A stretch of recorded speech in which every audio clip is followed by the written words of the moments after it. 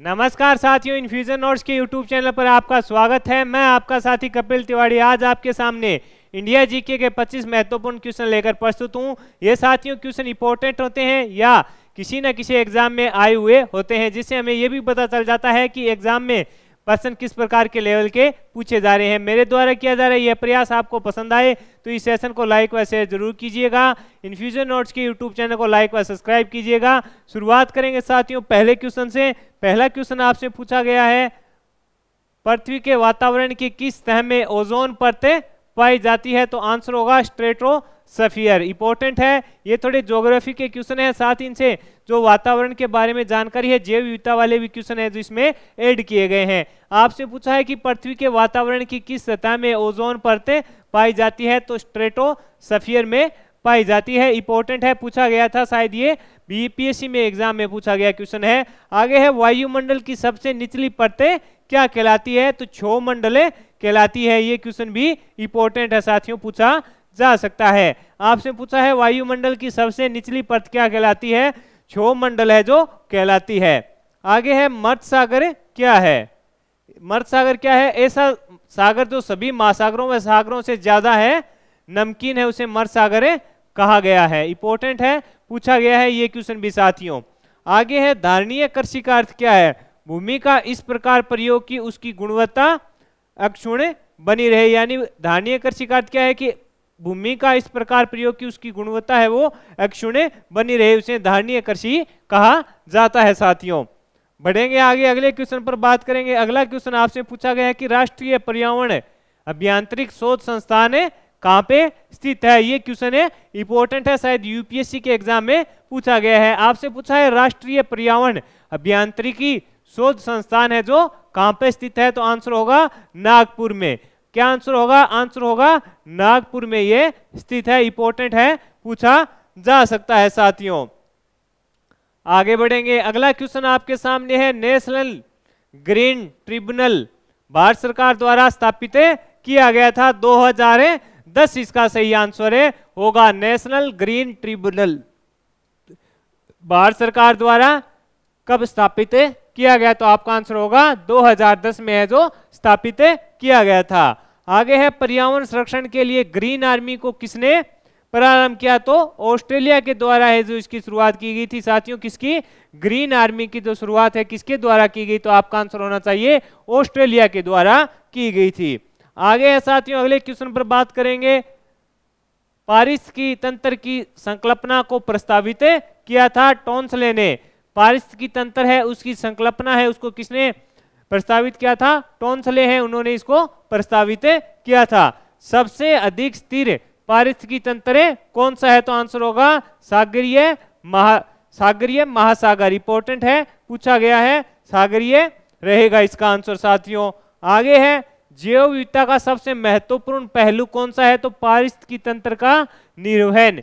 ये question important है साथियों, आपसे पूछा गया है जैव विविधता का सबसे महत्वपूर्ण पहलू कौन सा है? पारिस्थितिकी तंत्र का निर्वहन है जो सबसे महत्वपूर्ण रहेगा। इंपॉर्टेंट है, पूछा जा सकता है।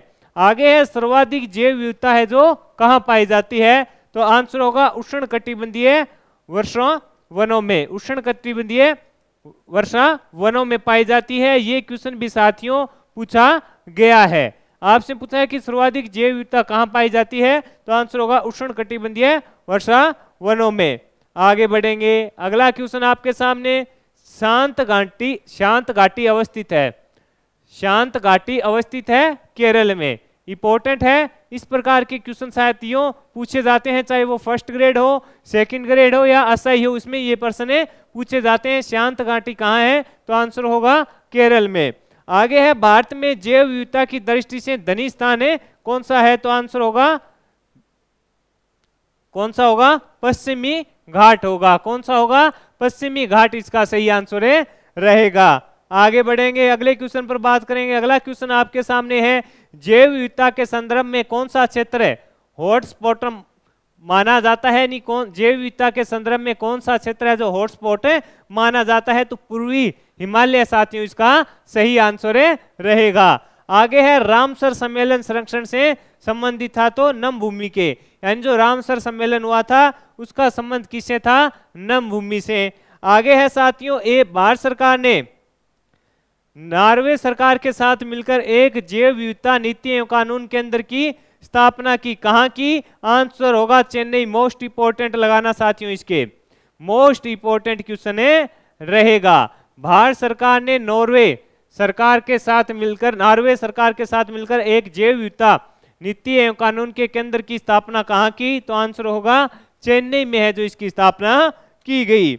आगे है, अगले क्वेश्चन पर बात करेंगे। आगे है, भारत में जैव विविधता अधिनियम किस वर्ष से पारित हुआ? यह क्वेश्चन कई परीक्षा में पूछा जा चुका है। भारत में जैव विविधता जो अधिनियम है वो किस वर्ष से पारित हुआ? तो आंसर होगा 2002। आंसर क्या रहेगा? 2002 इसका सही आंसर रहेगा।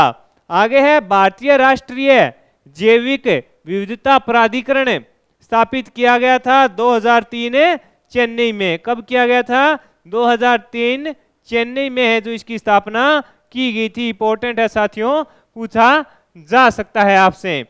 आगे बढ़ेंगे।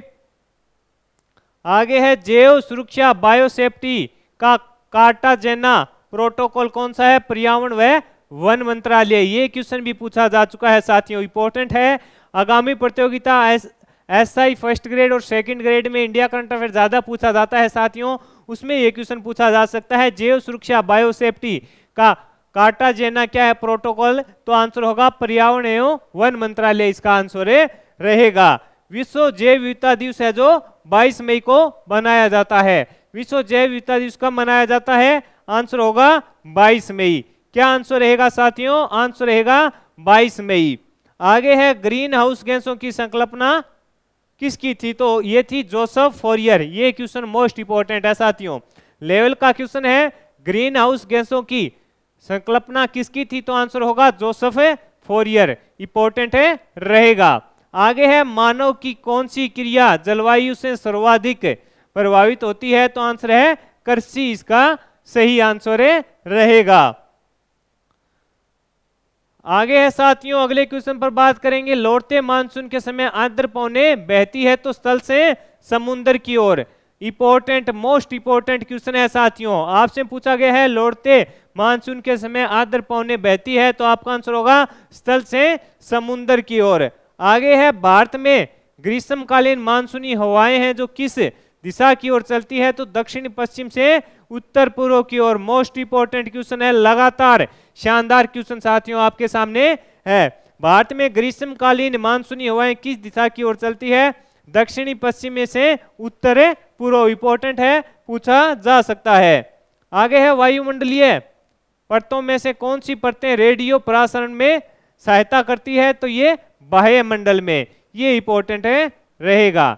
किसमें? बाह्य मंडल में। वायुमंडलीय परतों में से कौन सी परत रेडियो प्रसारण में सहायता करती है? तो इसका आंसर रहेगा बाह्य मंडल में सहायता करती है। तो साथियों, ये 25 महत्वपूर्ण क्वेश्चन थे वो मैंने आपके साथ शेयर किए। इसी प्रकार के 1000 शानदार क्वेश्चन जनरल साइंस की भी एक सीरीज है जो इन्फ्यूजन नोट्स के यूट्यूब चैनल पर चलाई जा रही है। साथियों, जो आरएस प्री 2023 हुआ था उसमें हमारे जो डेली का सेशन होता है और इंस्टाग्राम पर जो जीके शेयर किया जाता है आपके साथ, करंट अफेयर्स राजस्थान व इंडिया का, उससे सीधे के सीधे प्रश्न पूछे गए थे, उसका प्रूफ वीडियो डाल दिया गया है। आपने नहीं देखा है तो वहां जाकर देख सकते हैं। कम समय में शानदार क्वेश्चन आपको देने का प्रयास है जो इन्फ्यूजन नोट्स की टीम के द्वारा किया जा रहा है। सेशन पसंद आया है तो इस सेशन को लाइक व शेयर जरूर कीजिएगा।